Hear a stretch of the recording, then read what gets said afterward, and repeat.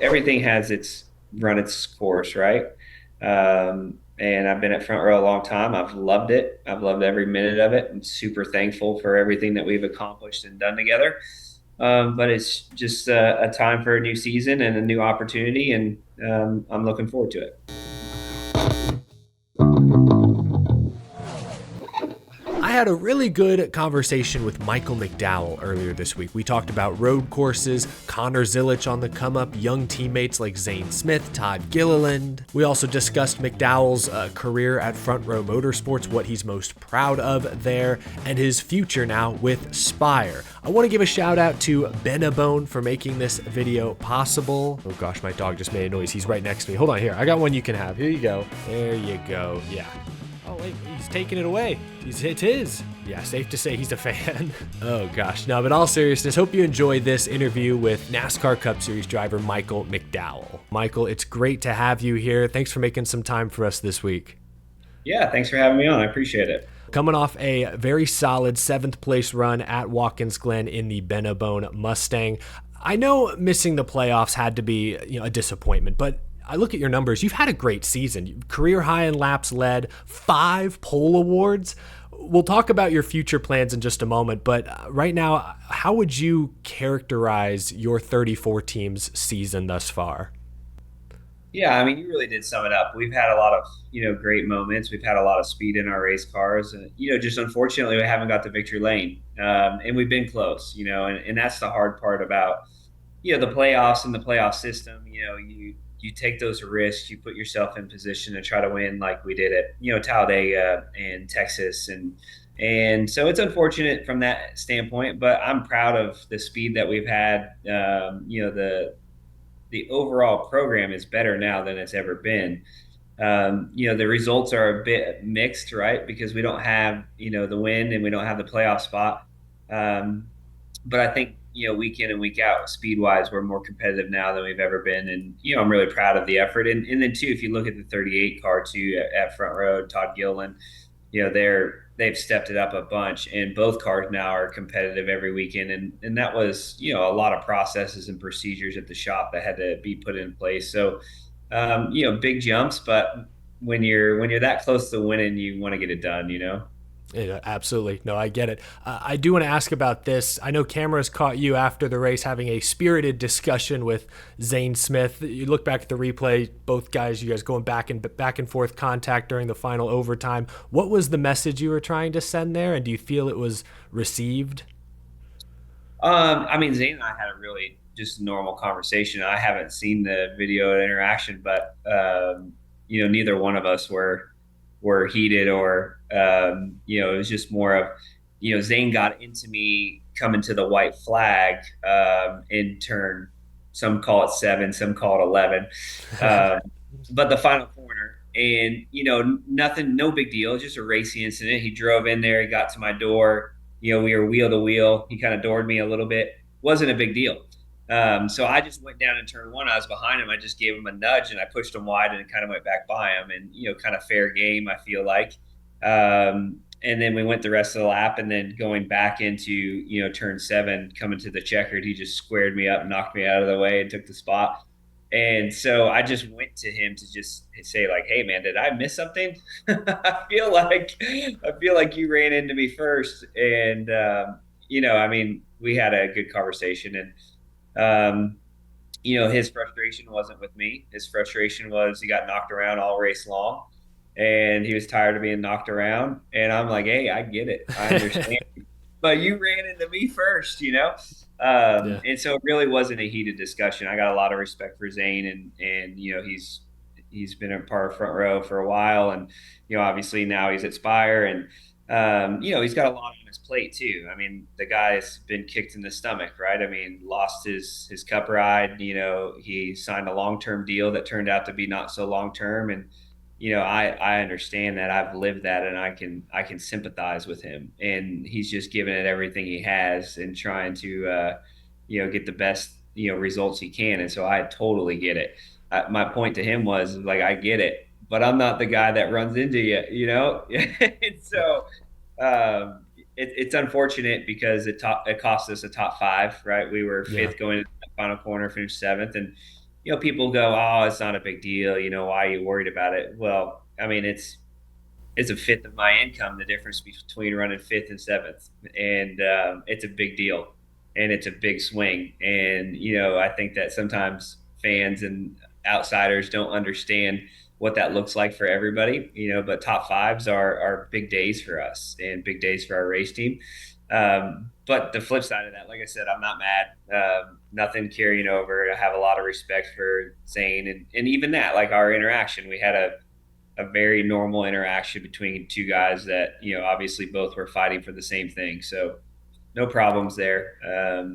I just don't like to have things go too long, where if you don't say anything when I see him at Bristol, I'm going to hit him, right? And you don't want things like that to fester along. So I'm just more of like, hey, what got you to where you're at? Did I miss something there? And by no means am I innocent. I mean, I told you I ran into him in turn one, but that was kind of after he hip checked me a little bit. So I felt like we were even. And then at the end, we weren't quite as even. Yeah, well, it was interesting there to actually hear you talk about Zane's specific situation. When you're racing, especially overtime, guys are leaning on each other every corner. Like, are you ever thinking about other drivers' situations that you're racing around? Like, especially late in the regular season, I'm sure at like Daytona, who needs to win, who may be the most desperate. But how much, like in a normal race, lap to lap, are you thinking about what other drivers may be going through? Not a lot. I mean, not anything when it came to Zane's situation, right? I mean, I wasn't thinking about that until post race Sure. when Yeah. Do you have you time to, it realize, sinks in? You're like, oh, yeah. okay. Yeah. But at the moment, I was just racing hard, just like he was doing. You're not thinking about it. But situationally aware of everything else that's going on, you are. Like I knew when I was racing the 16 and the one, at the middle of that second stage, that was potentially going to be for the win. And I also knew that they were not playoff contenders, right? And so they were going to take more risk, and I was going to take more risk, right? Yeah.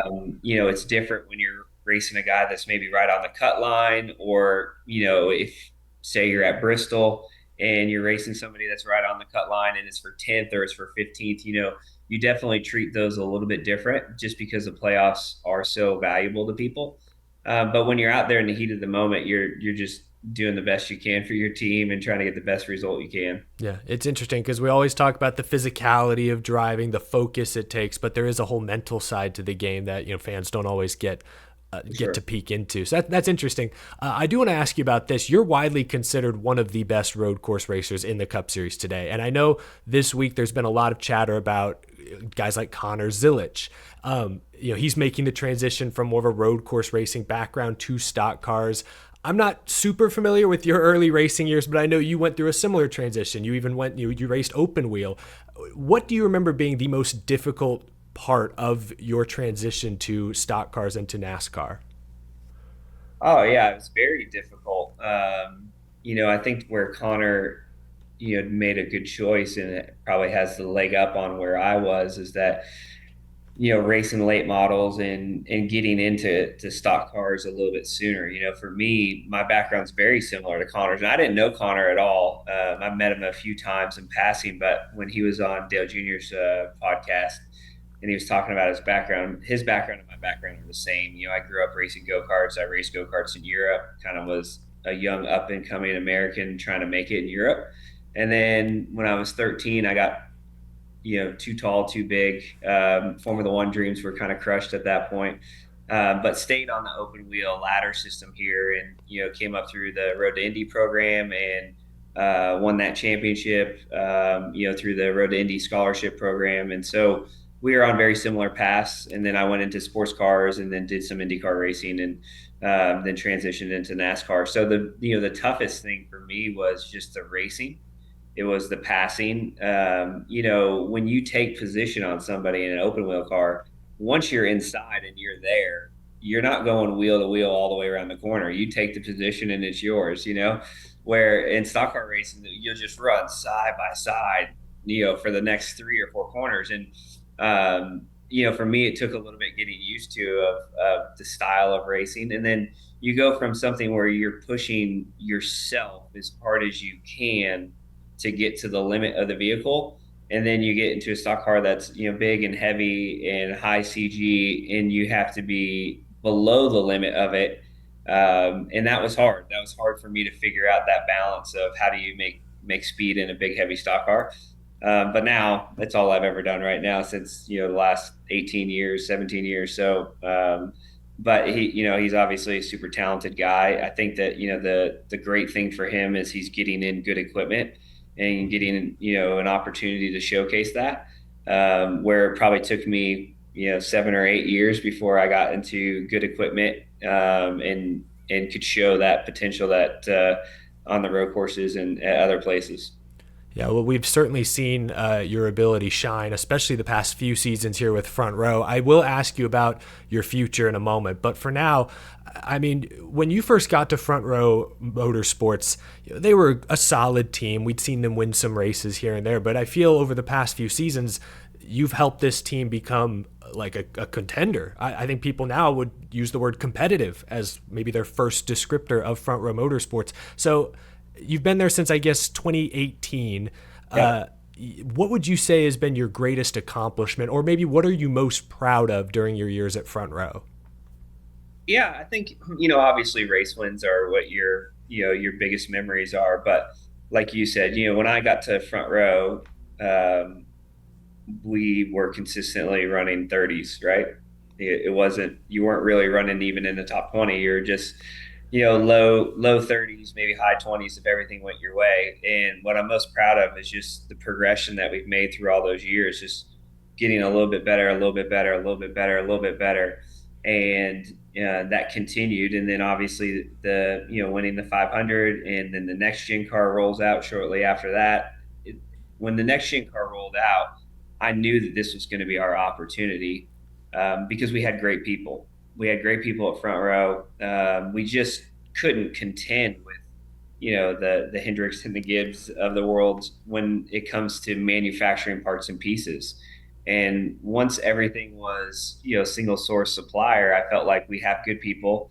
We know what we're doing, and we'll be able to hang. And we were able to hang. And I'm proud that we're able to stay in the game too, because I think that that's probably the hardest thing is, we all sort of knew going into the next gen era that everybody had the same cars, everybody had the same parts and pieces, but the best teams with the most resources and the most people are going to figure it out faster, and they're going to keep advancing. And we see a little bit of that now, right? We see what I would call a Hendrick and a Gibbs breakout from a speed standpoint, and then now you have early in the next gen eras like anybody could win. You Yeah, remember that feel? sure. Uh, Yeah. Ross was contending for wins. We were contending for wins. Chase Briscoe was winning. Like all these different random sort of teams that you're like, oh no way. Now it's starting to get more like it used to, but Yeah. I still feel like we have a fighting chance, and we're way closer. Now, like Watkins Glen's a perfect example. We missed it a little bit. We weren't great Saturday or Sunday, but we were still in contention for that race. I mean, the one and the 16 and the 17 were definitely better than us, but only by a little bit. And I think that's the biggest difference is 5 years ago that those cars being better, they were 3, 4 tenths a lap faster. Now they're just a tenth a lap faster. So you still have a fighting chance. And so I'm just proud of the men and women that, stuck it out when it wasn't so much fun. And now we're in a spot where we're really competitive, and, we know that we have a shot at winning races. And that's a different feel than what it was 5 years ago. Yeah, absolutely. I want to ask about this because you mentioned him earlier, but your teammate Todd Gilliland, I think he's been one of my biggest surprises this year. I think he's taken a big step forward. Working with him these past few years, what have you seen from him? How do you feel he's developed, and what do you think the future holds for Todd? Yeah, I think, there's so much pressure on anybody that's coming into the Cup Series, but it's so hard as a rookie, right? I mean, I say this often, but even if you take the best guys, you take Kyle Larson, you take Chase Elliott, you take William Byron, like those guys were winning lots of Xfinity races. And they get into the Cup Series, and obviously they're all doing very well now. But those first couple years were tough. Yeah. They were not winning races. They were not contending for wins, and that was in the best equipment. And I think that that just shows you how tough it is in the Cup Series. And then you take Todd's situation where, yeah, he's been around the sport because he grew up in it, but doesn't have 2 or 3 years of Xfinity. He has 2 years of racing a truck, or maybe three. But truck racing is not cup racing, and Xfinity racing is not either. So I think he had a lot to figure out those first year, and he's done a good job. I mean, obviously now he's rolling off top tens and top 15s and contending, and he's always worked hard. He's always put the effort in. It's never been a lack of that. It's just a lack of experience, and you only get experience by doing it. I mean, that's the reality of it. It's hard to replace that. And so he's done a good job, and that team's done a good job too. Ryan Bergini, and it's a newer group, a younger group, and it's just taken them a little while to find their footing, and now they're in a good spot. Well, speaking of newer groups, when you announced your move to Spire Motorsports earlier this season for next year, I think a lot of folks were surprised, but were certainly intrigued by that possible combination. So, what made that situation at Spire the most appealing to you? Yeah, I mean, I think that without going all the way in all the details, it was a combination of things. I feel like they were making the right investments, um, building towards the future, had a good foundation, but still had a lot of room and area to grow. But we're doing all the right things to do that. And so I felt like from the competition standpoint that, yes, it might take some time, but that part of it was going to be okay. And then more than anything for me was just the ability to have a lot of influence in what's going to happen over there, and so part of what excited me about it is being able to go and handpick the guys that I want to bring, and the guys that we need to go get, and the resources to go get them. And like I said, it's going to take time, but we're going to be in a really good spot. And you can already see, I mean, you just look at this past weekend, they put all three cars in the top 10 there, and we're very competitive. And so it wasn't a huge risk from that standpoint. And there's a lot of reward for me to go and be a part of that and have a long-term deal, and be a part of, growing it. And yeah, just, everything has run its course, right? And I've been at Front Row a long time. I've loved it. I've loved every minute of it. I'm super thankful for everything that we've accomplished and done together.